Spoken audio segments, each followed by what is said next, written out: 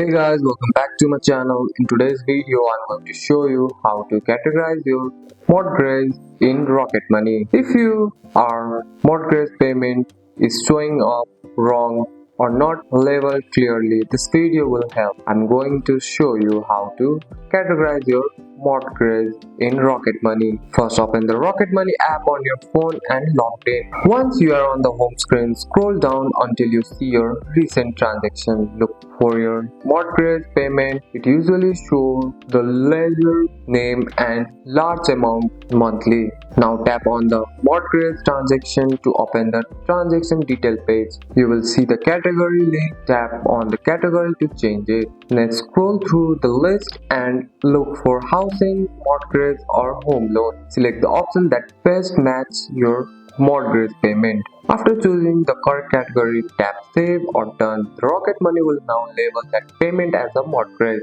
If this mortgage payment happens every month, Rocket Money will automatically treat it as recurring bill. If not, you can also mark it as recurring so it tracks properly in your budget. And that's it. That's all for today's video, guys. If you found this video helpful, drop a like and subscribe for more videos. Thanks for watching. See you in the next one.